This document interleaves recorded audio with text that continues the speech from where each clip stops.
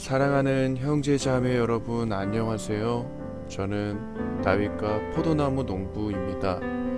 오늘도 하나님의 은혜 가운데서 살고 계시는지요? 우리는 하나님의 은혜 가운데 매일매일 살고 있으면서 은혜를 잊어버릴 때가 많은 것 같습니다. 저 역시도 하나님의 은혜 가운데 살다가도 넘어지기도 하고 다시 일어서기도 합니다. 그럴 때마다 참 감사하죠. 저 같은 사람을 다시 일으켜주시는 하나님을 보면서. 우리 예수님은 정말 사랑이 많으신 분 같아요. 어제까지만 해도 사실 저는 예수님을 굉장히 원망하고 저주하다시피 했거든요. 왜냐면 저의 삶이 너무 불쌍해 보였고 아플 삶이 보이지 않았습니다. 그럴 때마다 마귀는 저한테 계속 참소했습니다. 너 같은 거는 죽어야 된다고. 근데 우리 주님께서는 저를 죽이시지 않으셨고 저에게 책을 보여주셨어요. 하나님은 아무도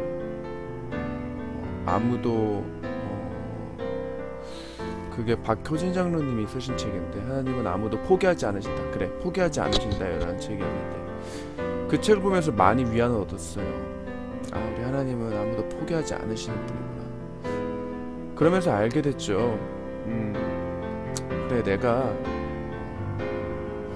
사랑받을 존재고, 내가 알고 보면은 혼자라고 생각했지만 혼자가 아니었구나. 항상 하나님이 함께 계셨다는 걸 알고 이렇게 다시 영상을 녹화하게 됐습니다. 우리가 알다시피 마지막 때는 얼마나 사악한지 어딜 가도 복음을 들을 데가 없고 진리를 전하는 곳이 없습니다. 발을 디딜 곳이 없이 어떻게 보면 절벽 가까이 있으면서 하나님의 말씀을 붙잡아야 될 때라고 느껴요. 그래서 이렇게라도 복음을 나눌 수 있다는 게 참 기쁘고, 들으시는 분들이 있다면 정말 도움을 받으셨으면 좋겠습니다. 오늘 이 말씀을 우리가 같이 나누면서 우리 성령님께서 은혜로 우리에게 깨달음을 주셔서 우리 평강의 왕이신 예수 그리스도께서 우리를 다스리실 것입니다. 요한일서 오늘 2장 1절 말씀을 같이 한번 볼까요? 요한일서 2장 1절 말씀을 같이 읽도록 하겠습니다. 나의 자녀들아, 내가 이것을 너에게 쓰면 너희로 죄를 범치 않게 하려 함이라. 만일 누가 죄를 범하면 아버지 앞에서 우리에게 대언자가 있으니 곧 오신 예수 그리스도시라. 사랑하는 형제자매 여러분, 과거 저는 설교 말씀을 들을 때 말씀을 다 들으면 이해가 안 됐어요. 왜 이해가 안 되지? 했는데 그게 남 얘기처럼 들리니까 이해가 안 됐어요. 예를 들어서 만약에 이 얘기를 하면서 말씀하시는 분이, 여러분 이 말은 사실 제가 경험해보니까 이런 말이더라고요 하면 뭔가 공감이 잘 될 텐데, 그렇지 못한 설교 말씀들이 많아서 이해가 잘 안 됐나 봐요. 그래서 제게 깨달음을 주셨어요. 어떤 깨달음이냐면, 네가 그렇게 꾸밈없이 말하고 네가 그렇게 원하는 걸 말하고 싶다면 그럼 나를 의지하면 되지 않겠냐. 어떻게 주님을 의지합니까? 방법은 아주 간단했어요. 그냥 내가 겪은 얘기를 같이 나누면 된다라는 거였습니다. 그래서 간증식으로 얘기를 나누는 거죠. 그래서 성경 말씀 간증이라는 제목으로 영상을 제작하려 합니다. 사랑하는 형제자매 여러분, 살면서 많이 고통이 따르고 많은 어려움이 있습니다. 마귀가 우리를 합리적으로 참수할 때가 많아요. 예를 들어서 만약에 제가 부모님한테 잘못된 짓을 했다고 하면, 너의 부모한테 왜 잘못된 짓을 했냐? 네가 그러고도 살라. 그렇게 네가 그러고도 네가 자녀냐? 너 같은 건 죽어야 된다. 만약에 이렇게 한다면 우리가 이걸 보면 굉장히 합리적이에요. 왜냐면 내가 볼 때도 그렇거든요. 하나님께서 깨달음을 주신 게 뭐냐면, 그래, 나 그런 사람이야. 근데 이 말은 어떻게 보면은 그 사도 바울이 나는 날마다 죽노라라는 말씀이 있죠. 나는 날마다 죽노라를 잠깐만 말씀을 찾아보면, 나는 날마다 죽노라. 네, 고린도전서 15장 31절 말씀에 있네요. 형제들아, 내가 그리스도 예수 우리 주 안에서 가진 바 너에게 대한 나의 자랑을 두고 단언하느니 나는 날마다 죽노라. 나는 날마다 죽는다는 말이 무엇인지 잘 이해가 안 될 수 있습니다. 이것은 말하면 이런 얘기예요. 마귀가 말을 하는 걸 인정하는 겁니다. 쉽게 말하면은 마귀는 검사 같아요. 합리적으로 우리한테 얘기를 하죠. 죄를 두고. 근데 만약 마귀의 말을 인정한다면 난 내가 죄인이라고 얘기하는 거거든요. 그럼 죽는다는 거는 나의 자아를 부인하는 거예요. 쉽게 말하면 내가 바로 그 사람이라는 걸 얘기하는 거죠. 그래야만 예수님이 우리의 대언자가 될 수 있다고 깨달으셨습니다. 쉽게 말해서 내가 아프지 않다고 얘기를 안 하면 예수님은 내가 아픈 걸 몰라요. 그러니까 사실은 아는데 그 얘기를 안 하면 모르는 것 같기 때문에 대언의 그 병을 고쳐줄 수가 없어요. 예수님이 의사 같다면. 반대로 이제 변호사 같다면은 그 말을 대언해줘야 되는데 대언은 누구한테 하는 거냐면 죄인한테 하는 거거든요. 그럼 만약에 야 너 이런 잘못했잖아. 그럼 막 이렇게 참소하면 제가 맞아 나 그렇게 잘못했어. 그럼 여기서 이제 대언자를 부르려면 하지만이 들어가야 돼요. 하지만 이런 죄인도 우리 예수님께서 십자가로 그 보혈로 나를 자녀 삼아 주셨으니까 난 그것에 감사할 뿐이야 라고 하면 대언할 수가 있습니다. 그래서 사랑하는 형제자매 여러분, 혹시 우리가 살면서 나 진짜 이런 것까지 내가 어떻게 주님한테 얘기할 수 있을까? 우리 주님은 이런 거 안 봐줄 거야? 아니에요. 그렇지 않습니다. 사실 저 같은 경우는 어땠냐면은 저는 주님을 베드로처럼 저주했어요. 저주했죠. 군대에 있을 때 정말 입에 담지 못할 욕을 했어요. 예수님을 욕했죠. 지금 생각해보면 참 끔찍하죠. 근데 너무 견디기 힘들었어요. 군대 생활이 이해도 안 되고. 왜냐면은 제가 생각한 군대 생활을 조금 얘기를 해도 되면 저의 군대 생활은 어땠냐면은 저 같은 경우는 이제 지원을 했거든요. 제가 지원을 해가지고 병과를 선택을 할 수가 있었어요. 근데 제가 병과 선택한 거는 의무병과였어요. 의무병과. 근데 의무병과에서 일반적으로 환자를 치료하는 의무병과가 아니라 여기서는 그 장비를 수리하는 그런 병과였어요. 그래서 당연히 장비를 수리하는 병과이기 때문에 장비를 수리하는 쪽으로 가야 되는데 이 병과에 맞게 내가 교육 훈련은 받았는데 학교에서 훈련을 받았는데 부대 배치가 그 배치가 아니라 환자를 치료하는 곳이었어요. 당연히 문해안이었죠. 그래서 처음에 받은 곳에서는 배치받은 곳이 행정병으로 배치를 받았어요.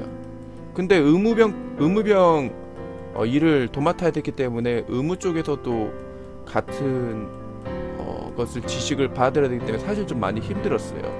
근데 적응을 많이 못했어요. 그래서 관심병사였어요. 관심병사로 살다가 근데 처음에는 관심병사가 어떻게 했나 생각했는데 그 훈련소에 가면은 생활기록 지도부라고 생지부라는 걸 씁니다. 거기서 솔직하게 썼어요. 우리 부모님 이혼했기 때문에 이혼하셨다. 그때부터 관심병사로 취급을 받았죠. 그래서 군대에서 관심병사 취급을 받으니까 어딜 가도 선임병이나 어쨌든 누군가는 같이 가야 돼요. 그래서 혼자서는 못 다니고 같이 다녀야 되니까 굉장히 불편했어요. 사람들이 저를 그렇게 취급하는 것도 너무 싫었고 점점 소심해지고 세심해지고 지랄 맞아서 소세지 같은 사람이 됐는데 그렇게 살면서 느낀 게 있습니다. 제가 그렇게 살면서 느낀 게 있어요. 뭐냐면 이렇게 살지 말아야겠다. 왜냐면 난 이렇게 살려고 온 게 아니지 않냐. 그래서 어떻게든 열심히 해보려고 했죠. 근데 마음은 안 따라줬어요. 손목도 발목도 허리도 정상적이지 않았거든요. 사실은 저는 어렸을 때부터 종합병원처럼 태어나가지고 몸이 성취하는 곳이 없어서 부모님의 사랑을 다른 형제보다 더 많이 받았어요. 정확히 말하면 형이랑 저하고 있었는데 형하고 저하고는 연년생이어가지고 원래 사랑을 형이 독차지했는데 제가 태어나면서 제가 독차지했거든요. 그래서 형의 질투를 많이 받고 열시를 많이 받았어요. 그런 상태에서 이제 어쩌다 보니까 뭐 부모님이 이제 바쁘니까 맞벌이 하시니까 그러다 보니까 이제 어쩔 수 없이 형이랑 같이 있을 때가 많았는데 당연히 형의 그런 불편함을 많이 느꼈습니다. 하지만 그래도 형을 따라다녔죠. 형이 좋았으니까요. 그러다가 이제 어느새 그런 성격을 가지고 군대 온 거죠. 근데 당연히 그 성격이 어디 가나요? 당연히 내 맘대로 내 생각대로 안 되니까 그런 이기적인 감정은 그대로 따라오는 거예요. 왜 내 생각대로 내 맘대로 안 될까? 그러면서 내가 믿는 예수님이라는 존재를 너무 원망했어요. 사실 죽이고 싶었죠. 그만큼 괴로웠으니까요. 그런 저였어요. 그런 저였죠.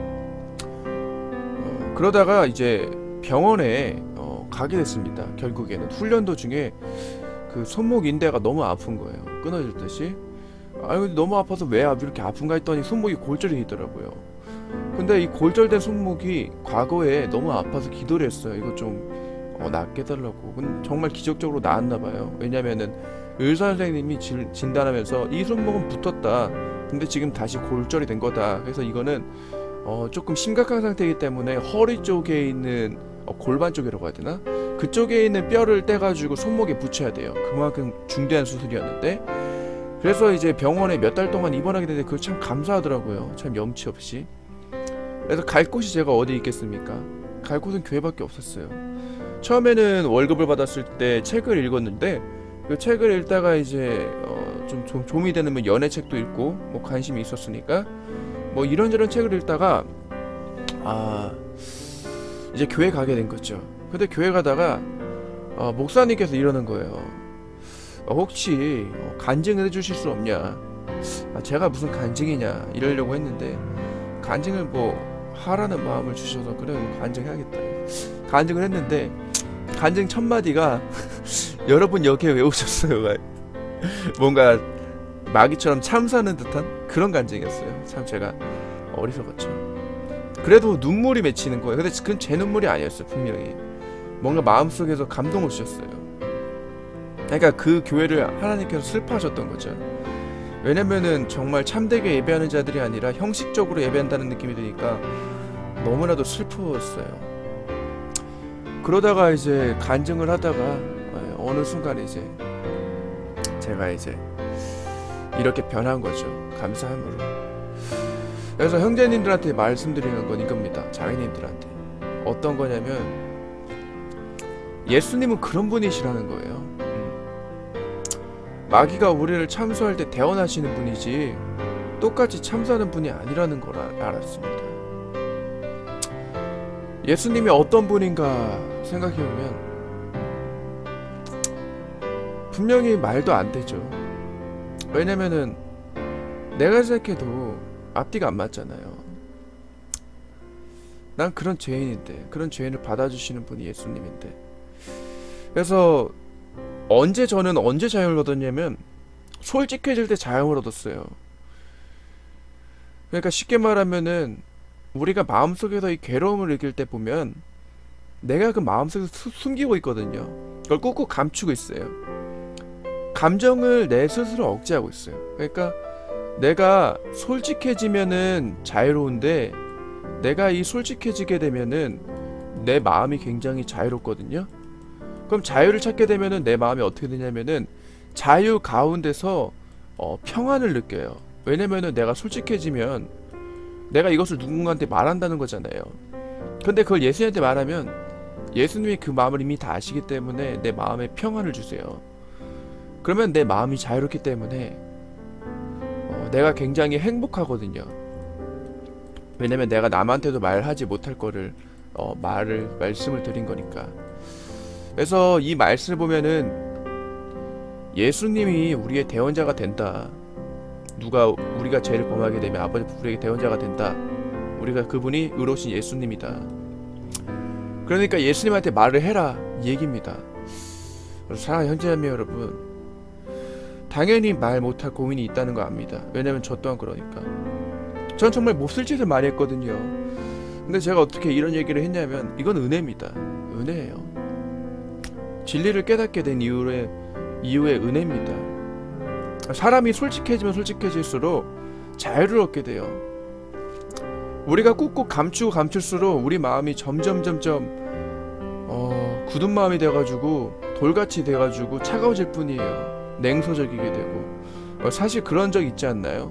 나는 저 사람한테 저렇게 말하려고 하지 않았는데 굉장히 차갑게 말하고 싸늘하게 말하는 내 모습을 보면 내 스스로 예수님을 믿게 되면 난 왜 이런 모습이냐, 난 정말 예수님을 믿을 자격도 없다, 예수님 저는 이런 사람입니다, 저 정말 죽일 놈입니다. 근데 그걸 말해야 돼요. 그러니까 그 사람한테 그렇게 했다는 걸 말하는 게 아니라 그 마음속에 감춰진 걸 말해야 됩니다. 그러니까 쉽게 말하면은 남한테 상처받은 거 있잖아요. 아니면은 예수님한테 상처받은 거. 왜 나를 이렇게 만들었냐, 왜 나를 이렇게 힘들게 했냐, 그걸 얘기해야 됩니다. 그걸 얘기해야만 욥과 같이 자유로워질 수가 있어요. 욥도 보면 자기가 처음에는 하나님 앞에서 선한 것처럼 행동했습니다. 굉장히 율법적으로는 선한 모습이었어요. 근데 마귀가 그의 생명을 빼앗지는 않았지만 그를 굉장히 괴롭게 할 때 마귀의 공격에 욥은 결국 하나님 앞에 고백했습니다. 왜 나를 이렇게 괴롭게 하냐, 차라리 나를 죽이는 게 낫지 않냐, 정말 당신이 원망스럽다, 이런 식으로 고백했거든요. 그러다 그 친구들이 와가지고 왜 너는 네가 믿는 하나님을 원망하냐, 뭐 그런 식으로 얘기를 했어요. 마귀처럼 참소를 했어요. 근데 욥은 처음에는 그걸 못 받아들였습니다. 똑같이 대변했죠, 자기가. 근데 그러다가 하나님께서 나타나셔서 욥에게 말씀을 하셨죠. 네가 이 땅을 지었냐, 네가 하늘을 가늠할 수 있냐, 땅을 측량할 수 있냐, 네가 우주의 법칙을 만들었냐. 욥은 알게 됩니다. 그래, 난 어쩔 수밖에 없는 죄인이고 하나님이 없으면 안 되는구나. 그러니까 자신이 지금까지 감추었던 걸 드디어 고백하기 시작했어요. 예수님, 하나님, 저는 그럴 수밖에 없는 죄인이다. 그러니까 나를 정결하게 해달라. 그래서 그가 정금같이 나올 때 하나님께서는 잃어버렸던 모든 것을 더 크게 회복시켜 주셨죠. 그 말은 뭐냐면 하나님은 사실 다 알고 계신다는 거예요. 아무리 남한테 의로워 보이려고 하고 도덕적으로 경건해 보이려고 해도 우리가 그 고백을 하지 않는다면 여전히 괴로울 뿐입니다. 사실 우리가 눈물 흘리지 못하는 거는 우리 사회적으로도 그런 게 있지만 두렵기 때문이에요. 두렵기 때문입니다. 사실 눈물 흘리면은 멍청해 보이고 바보스러워 보여서 그래요. 사실 그게 아니거든요. 그 눈물 흘린다는 거는 솔직한 거예요. 감정이 솔직해지는 겁니다.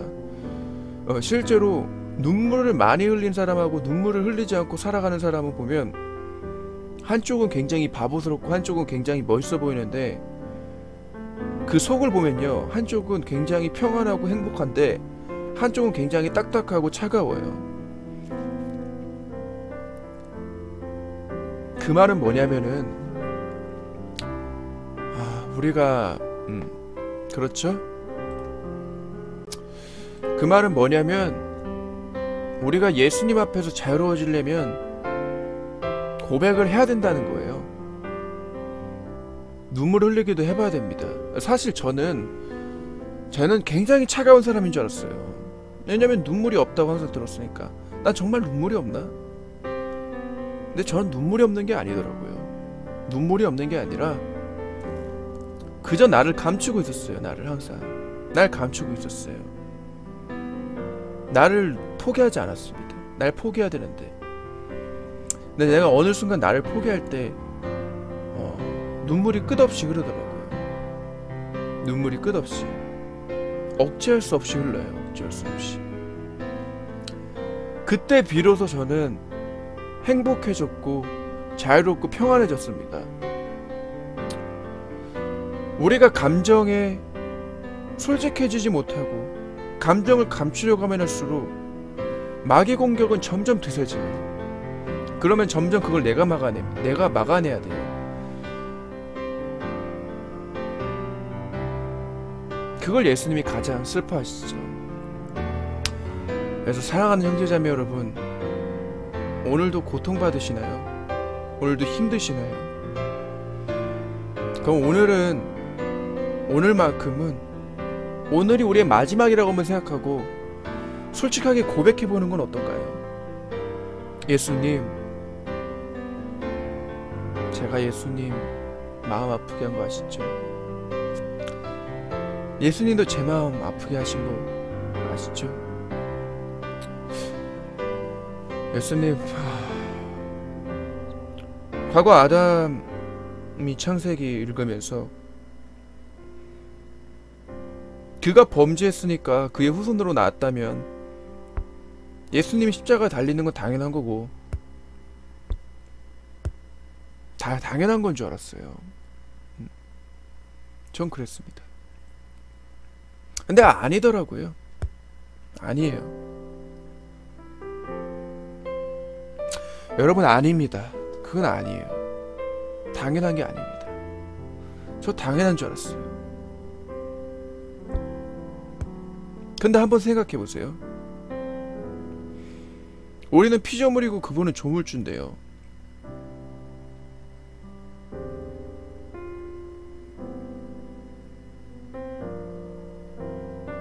피조물이 죄를 범했다고 조물주가 대신 처벌하는 법은 없어요. 그냥 피조물이 그렇게 살다가 죽게 냅둘 수도 있는 겁니다. 한번 생각을 한번 해보세요. 로봇 공학자가 로봇을 만들고 나서 그 로봇을 사랑하지 않았다고 한번 생각해보세요. 내가 시키는 대로 행동을 했다고 치고 로봇이 굉장히 잘못했어요. 그럼 로봇을 망가뜨리고 로봇을 없애버리면 그만이에요.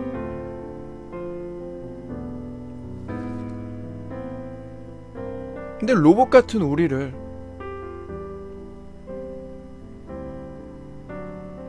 예수님은 그대로 냅두지 않았죠. 어떤 사람이 이럴 수 있습니다. 저도 그랬거든요. 아니, 내가 태어난 게 내 잘못이냐? 왜 날 태어나게 했냐? 저도 그랬어요. 제가 그랬습니다. 어제까지만 해도. 근데 아니에요. 그 왜 아니냐면 그 우리가 태어난 건 사실 건강하게 태어나든 태어나지 않았든 그건 사랑으로 태어난 겁니다. 그건 억지로 태어난 게 아니에요. 누군가 실수로 태어나게 한 게 아닙니다.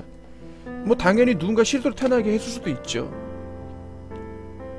근데 이 태어났다는 건 어떤 의미냐면 그 하나님께서 인간한테 번성하고 생육하고 번성하고 다스리라고 하셨기 때문에 이게 하나님의 뜻으로 태어난 거예요. 그 말은 뭐냐면 인간으로는 감당할 수 없지만 이해도 할 수 없지만 그분께서는 아름다운 세상을 보여주시려고 조금이나마 저도 한번 생각을 해봤는데 아니 차라리 이 세상 안 보고 안 태어나는 게 낫지 않냐 라고 생각해봤어요. 근데 그렇게 되면 하나님의 섭리를 알 수도 없고 감사할 수도 없더라고요. 만약에 내가 그냥 천사처럼 그렇게 살았다면 천사는 죄가 없기 때문에 감사할 수가 없어요. 왜냐면은 내가 죄를 지어본 적이 없잖아요. 근데 죄를 지어보면 감사하게 됩니다. 내가 어쩔 수 없는 인간이라는 걸 알게 돼요. 그때 비로소 그분의 사랑을 느끼죠. 아, 하나님은 날 위해 죽지 않아도 되는구나. 날 위해 죽지 않아도 되는구나. 근데 왜 죽었을까? 그 사랑이다. 그게 사랑이다. 이 사복음서를 보면 마태복음, 누가복음, 마가복음, 요한복음 보면요.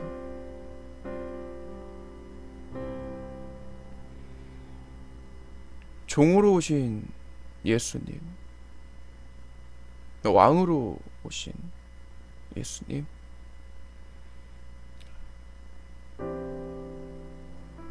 그리고 인간의 모습을 보여주시는 예수님이 계시고, 말씀이 육신으로 오신 예수님이 계세요. 근데 예수님 보면 이해할 수가 없어요.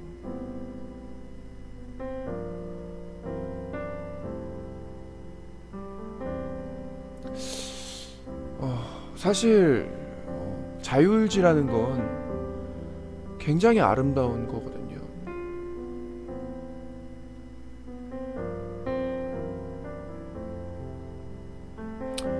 근데 그 인간의 자유의지를 주셨는데 사실 알고 계셨나봐요.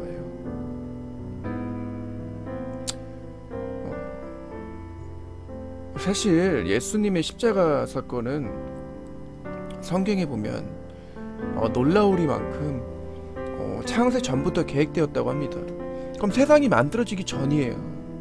어떤 사람에 보면 그럼 선악과 따먹는 건 일부러 냅둔 거고, 우리가 죄를 짓고 이렇게 죽게 냅둔 거 일부러 냅둔 거 아니냐. 저도 그렇게 봤죠. 50%는 맞아요. 그건 맞습니다. 틀린 게 아니잖아요.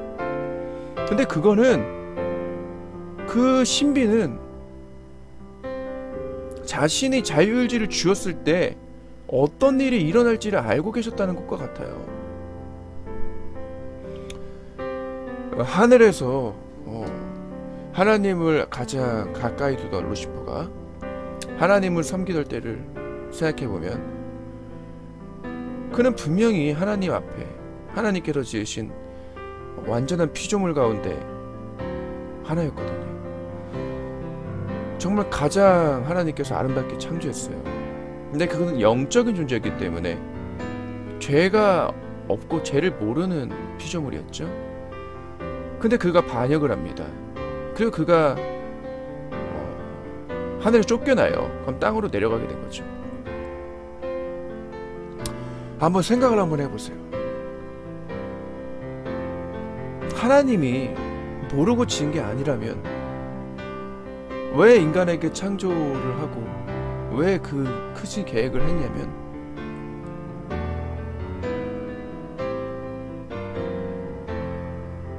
하나님이 어떤 분이신가를 보여주시기 위해서라고 저는 느끼고 있습니다. 그러니까 하나님이 어떤 분이시냐면, 자유의지를 주고 그 자유의지 가운데 자신이 지키라고 하는 선악과를 자신의 명령을 어길 걸 알고 계셨다는 소리죠. 당연히 어이없어요. 어이없고 말도 안 되고 하나님이 원망스러울 수 있어요. 제가 그랬다니까요. 제가 그랬어요. 어제까지만 해도 그랬단 말이에요. 하지만 하나님 입장으로 보면 이거 엄청난 거예요. 그게 왜 엄청난 거냐면, 그 아담과 하와가 범죄를 했을 때 에덴 동산에 쫓겨나기 전에 그들은 처음에 무화과로 자신의 옷을 엮습니다. 옷을 만들어가지고 입죠. 근데 하나님은 가죽옷을 지어 입히셨다고 창세기에 나오거든요. 근데 그 가죽옷은 예수님을 예표하는 거라면, 그건 어쩌면 유월절 양을 예표하는 거예요. 쉽게 말하면 예수님께서 그들을 위해서 죽으실 거를 하나님께서 계획을 하셨다는 소리입니다. 그럼 이게 무슨 소리냐? 하나님은 그런 분이시라는 거예요. 하나님은 우리의 고통을 아신다는 소리입니다, 여러분. 그러니까 감추지 마세요. 감춰봤자 괴롭지 않나요? 전 괴롭던데요. 전 많이 괴로웠어요, 어제까지만 해도. 근데 제가 감추지 않으니까 자유로워졌습니다. 어떻게 감추지 않았냐? 저는 마귀가 막 더럽고 악한 걸 보여줘요. 막 엄청나게 괴롭게 해요, 저를. 엄청나게 힘들어했어요. 근데 저 그때마다 그냥 그 말을 무시했어요. 근데 계속해서 그런 게 있으니까 하나님이 갑자기 원망스럽더라고요. 내 상황이 더 엉망스럽고. 사실 저 같은 경우는 어렸을 때부터 항상 혼자라고 생각했고 앞으로도 혼자라는 그런 생각이 들었어요. 차 날 죽게 냅두지 왜 살렸냐. 날 죽게 냅두지 왜 살렸냐. 날 빨리 좀 죽여줘라. 난 너무 괴로워서 못 살겠다. 어제까지도 그랬단 말이에요. 근데 어떻게 자유로워졌냐.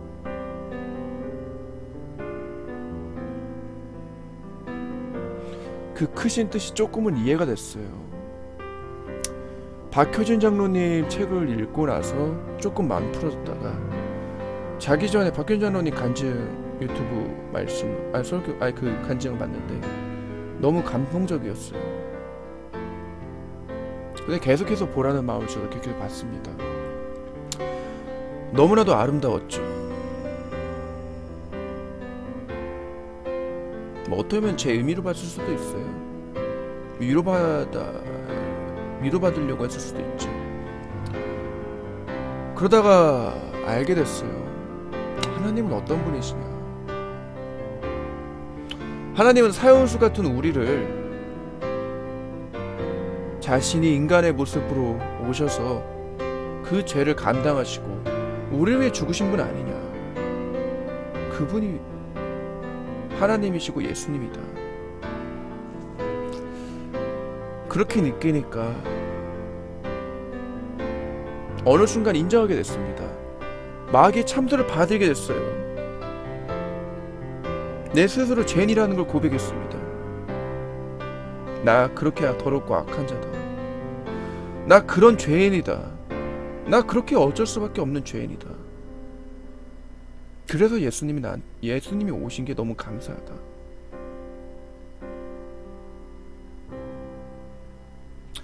이제 감정을 숨기지 않으려고 해요. 갑자기 눈물이 나려고 하는데 감정을 숨기지 않으려고 합니다. 울고 싶을 땐 울어보려고요. 웃고 싶을 땐 웃어보려고요.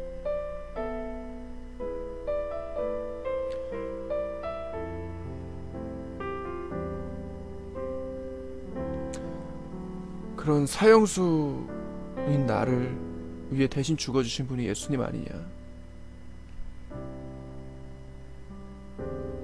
예수님께 참 감사하다. 그 깨닫는다는 건 정말 큰 축복이라는 걸 다시 한번 깨닫게 됐습니다. 감사하다는 말이 나온다는 건 정말 감사하다는 걸 알게 됐어요. 큰 축복이고. 여러분, 솔직해진다는 건 부끄러운 게 아닙니다. 어리석은 게 아니에요. 그건 마귀의 소개입니다. 우린 솔직해질 수 있습니다. 솔직해져야만 해요. 근데 그게 스스로는 안 된다는 거 압니다. 그래서 우리가 기도가 필요해요. 여러분들을 위해 기도하겠습니다. 또 저를 위해 기도를 하고요. 사랑하는 사람을 위해 기도를 하고. 어느 순간 여러분들이 하나님 앞에 자복할 때, 예수님 앞에 솔직해질 때, 어쩔 수밖에 없는 사형수를 대신 죄를 감당하시고 죽으신 예수님께 감사할 때, 나의 형을 대신 짊어지신 그분께 감사할 때 비로소 진짜 회개가 나온다는 걸 분명히 깨닫게 되실 겁니다. 오늘이 마지막이다 생각하고 의로우신 대원자이신 예수님한테 우리 죄를 자복해보는 건 어떨까요? 우리 한번 이렇게 한번 기도해볼까요? 예수님, 따라주시면 감사하겠습니다. 예수님, 저는 박효진 장로님 간증에 나오는 사형수와 같은 존재입니다. 그들은 들킨 사형수고요, 저는 안 들킨 사형수일 줄 몰라요. 어쩌면 내가 그들의 죄를 똑같이 범했을 수도 있습니다. 참 운이 좋은 사람이죠. 때로는 누군가를 죽이고 싶은 마음도 있었죠. 때로는 누군가를 죽일 수도 있었죠. 그냥 내가 사실 그거에 있었을 수도 있습니다. 내가 그 밧줄을 목에 맬 수도 있었고, 형장에 이슬러 살 수도 있었습니다. 아니요, 어떤 도사님처럼, 어떤 스님처럼 욕을 할 수도 있었죠. 하나님을 원망하고 지옥에도 끌려갈 수도 있었습니다. 영원한 고통 가운데 있을 수도 있었죠. 하지만 은혜로 이렇게 구원을 받고 진리 가운데 깨닫게 하심에 정말 감사합니다. 남은 생애를 예수님을 증거하며 살고 싶습니다. 기회를 주신다면 부름을 받아서 쓰임을 받고 싶습니다. 그리고 이제는 정말 감정에 솔직해지고 싶습니다. 도와주세요. 예수님, 정말 영과 진리로 예배하는 예배 시간을 만들어서 감사합니다. 저는 항상 다른 사람들 앞에서 은인 줄 알았습니다. 하지만 제가 죄인이더라고요. 제가 그런 사람이지만 인간의 몸으로 오셔서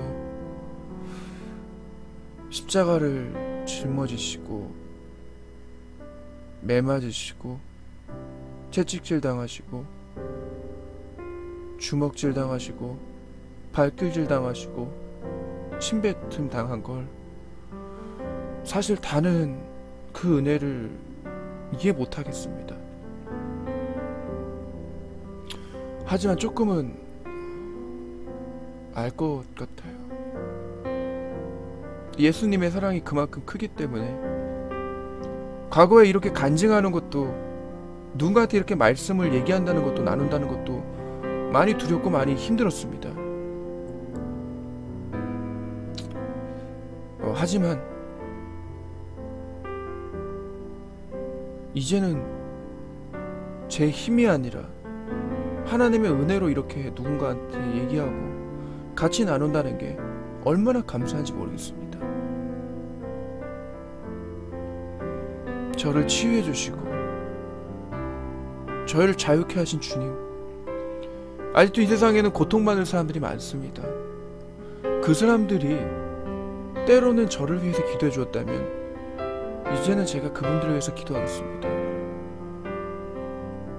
저와 같이 자유로운 사람들이 많아질 수 있도록, 예수님의 사랑을 많은 사람들이 알 수 있도록 이제는 제 시간을 주님께 드리려 합니다. 정말 사랑이 많으신 주님, 죽기까지 그 모든 사랑을 깨달을 수는 없지만, 깨닫지 못할 수도 있지만 조금이나마 깨달아 보기 위해서 오늘도 이렇게 간증합니다. 삶의 간증이 누군가에게 도움이 될 수 있다면 날마다 간증할 수 있는 은혜를 베풀어 주셨으면 좋겠습니다. 베풀어 주세요. 예수님 24시간이 제 시간이 아니라는 걸 깨닫게 된 건, 너희가 하나님의 성전인 것과 하나님의 성령이 너희 안에 계신 것을 알지 못하느냐 라는 말씀이 정말 못에 박히듯이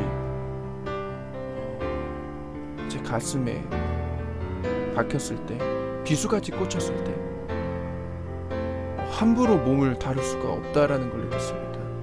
먹는 것도요, 입는 것도, 생각하는 것도, 보는 것도 말씀을 듣거나 말씀으로 사는 것도 할 수가 없었어요.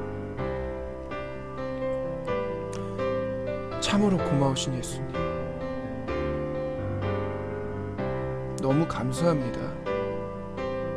이렇게 솔직하게 만들어주신 것도 감사하고, 제 가운데 자유롭게 만들어주신 것도 감사하고, 내적 평안을 주신 것도 감사합니다. 솔직한 사람으로 살게 하시면 너무 감사합니다. 죽을 수밖에 없는 이 죄인을 살리시기 위해서 고통당하신 예수님, 그 고통은 조금 나눠주시면 감사합니다. 사랑하는 형제자매 여러분, 우리의 고통을 아무도 몰라준다고 할지라도 혼자서 외로워하지 마십시오. 저도 혼자서 많이 외로웠지만 아니더라고요. 항상 곁에 계셨어요. 내가 눈물을 흘릴 때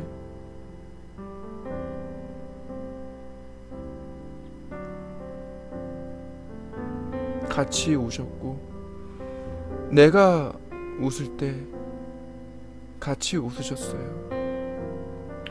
내가 감추려면 할수록 그분의 마음을 더 아프게 할 뿐입니다.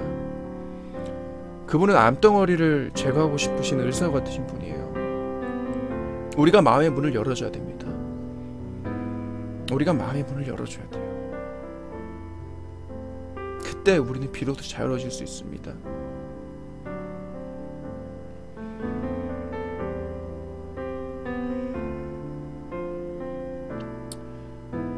오직 예수님밖에 없어요. 천하의 다른 이름으로는 구원 얻을 수 없나니 오직 예수님밖에 구원을 얻을 이름이 없습니다. 그분이 사랑이시기 때문이죠. 우린 사랑받기 태어난 존재고요. 그런데 형제자매 여러분, 혹시라도 이 영상을 보신다면, 누군가 이 영상을 보신다면 다시 한번 간곡히 말씀드리지만, 저도 이렇게 구원받고 저도 이렇게 새 생명으로 거듭났다면 누구든지 구원할 수 있고 누군 새 생명을 거듭날 수 있습니다. 그렇다면 우리는 언제 죽을지 모르는 인생이기 때문에 오늘이 마지막이라 생각하고 솔직하게 고백해보는 건 어떨까요? 눈물 흘려도 좋습니다. 바보 같아 보일지라도 하나님 앞에선 바보 같은 게 아닙니다. 오히려 탕자같이, 돌아온 탕자같이 금가라지를 껴주고 송아지를 잡아주시고 나한테 의복을 입혀주시고 다시 양자로 삼아주시는 그분의 성품을 보면 그분은 그럴 뿐이 아니라는 걸 알 수 있어요.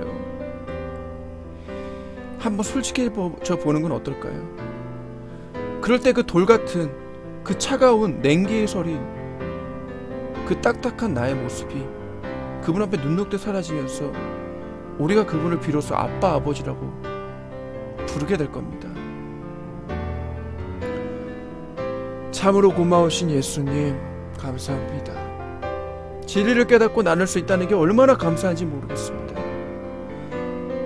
나를 포기한다는 게 얼마나 두려웠는지 모릅니다. 하지만 나를 포기했을 때 얼마나 자유로울지 몰라요. 아직도 이 세상에 고통받고 있는 하나님의 자녀들이 있습니다. 그들을 위해서 기도하는 사람이 되게 하시면 감사합니다. 누군가 날 위해 기도했다면 이제는 나 또한 누군가를 위해 기도해 줄 때라고 알게 하시면 감사합니다. 참으로 고마우신 예수님, 오늘도 이 시간을 허락해 주시면 감사합니다. 사랑하는 형제자매 여러분, 오늘도 예수 그리스도 안에서 평강의 예수 그리스도께서 여러분들 마음을 다스려 주실 것입니다. 마귀의 어떠한 공격에도 두려워하지 마십시오. 마귀는 여러분들에게 공격을 할 권세가 없습니다. 왜냐하면 여러분들 안에 예수님이 계시기 때문에. 대언자이신 예수님만 잡는다면 마귀의 참소는 여러분들한테 아무런 힘도 줄 수가 없어요.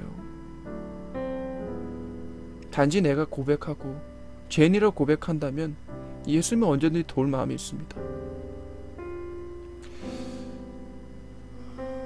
오늘도 사랑으로 예수님 안에서 평안하시고, 혹시 우리가 오늘 죽는다고 할지라도, 아니 내일 죽는다고 할지라도 그분은 항상 기다리고 계십니다. 참으로 고마우신 예수님, 죽을 수밖에 없는 죄인들을 십자가에 죽으심으로써, 그리고 다시 사심으로써 의인으로 받아주시고 아들로 받아주시고 양지 삼아주시고 딸로 받아주심에 감사합니다. 오늘도 이렇게 감사함으로 예배를 드리고 기도하고 말씀을 나누게 하시면 너무 감사합니다. 정말 말씀을 깨닫는 거 정말 큰 축복이고 예수님의 평강 가운데 들어가도 너무도 큰 축복입니다. 성령님 안에서 오늘도 이렇게 깨닫게 해주신 것처럼 많은 사람들에게 저희 깨닫게 해주신 것처럼 깨닫게 해주셔서 많은 사람들이 귀한 일꾼으로 쓰임받게 해주소서. 예수님의 이름으로 기도드렸습니다. 아멘.